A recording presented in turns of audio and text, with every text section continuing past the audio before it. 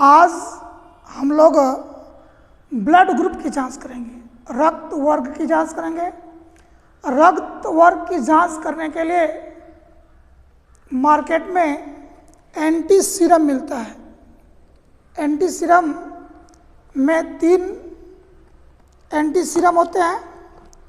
ये क्रमशः इस पर लिखा हुआ है, इसको हम निकाल लेते हैं।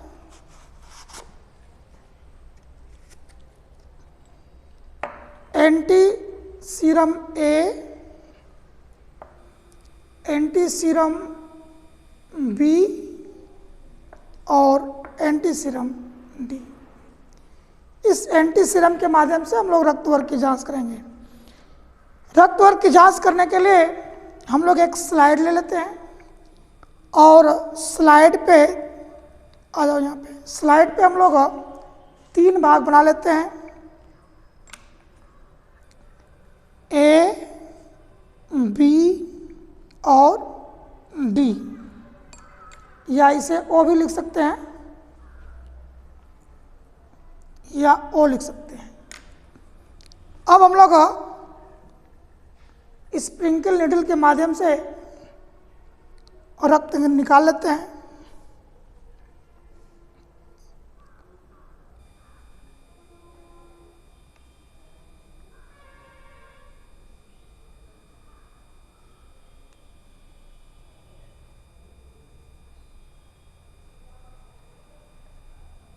और इस रक्त को स्लाइड पे 3 स्थान पर ले लेते हैं, 1, 2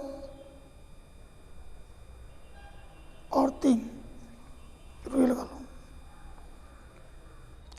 अब इस स्लाइड को हम लोग एक स्थान पर रख लेते हैं। इसके बाद तीनों स्थान पर हम लोग एंटी सीरम को डालते हैं। सबसे पहले भाग में 1 बूंद एंटी सीरम डालते हैं, ए। दूसरे भाग पर एंटी सीरम बी डालते हैं। तीसरे भाग पर एंटी सीरम डी डालते हैं। इसके बाद हम लोग रक्त को अच्छी तरह से इस पर मिला लेते हैं।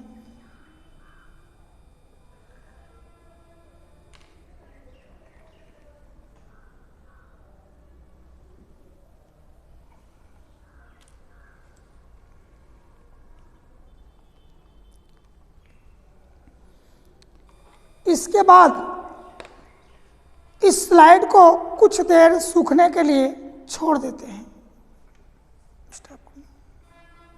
अब स्लाइड को लेकर के आते हैं। अब देखते हैं कि किस भाग पर रक्त का थक्का जम जाता है।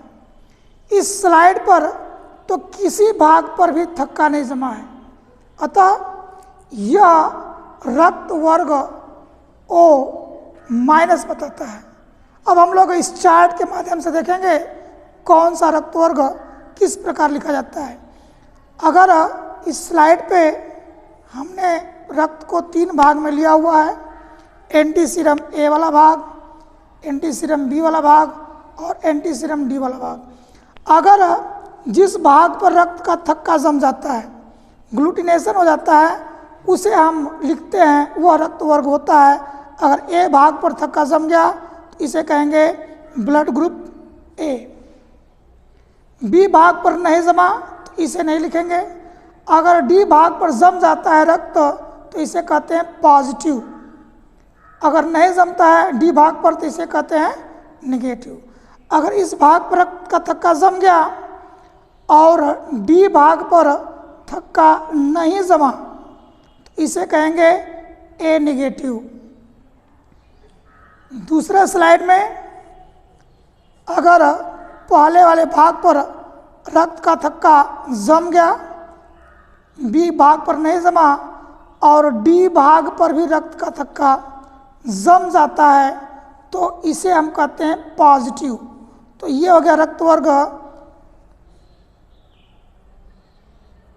ए, चूँकि डी पर भी जम गया है तो इसे कहेंगे ए पॉजिटिव। इसी प्रकार हम लोग रक्त वर्ग बी की पहचान करेंगे।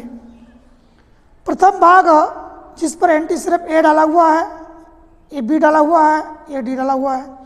रक्त वर्ग ए पर थक्का नहीं जमता है, रक्त वर्ग बी वाले भाग पर रक्त का थक्का जम जाता है तो इसे कहेंगे रक्त वर्ग बी। और डी वाले भाग पर भी अगर रक्त का थक्का जम जाता है तो इसे कहते हैं बी प्लस।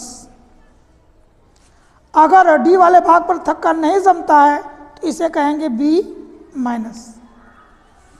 अब हम लोग आगे चलते हैं।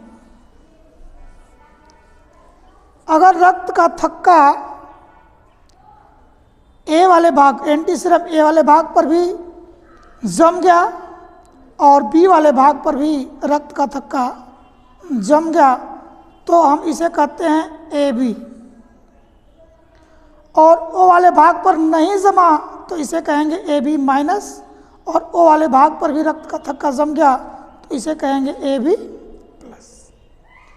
इसी प्रकार अब हम लोग रक्त वर्ग ओ की बात करेंगे।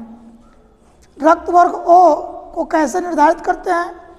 तीनों भागों में से एंटी सीरम ए, बी और डी में से रक्त का थक्का ए पर भी नहीं जमा, बी पर भी नहीं जमा और डी पर भी नहीं जमा तो इसे कहेंगे सीधे सीधे ओ माइनस।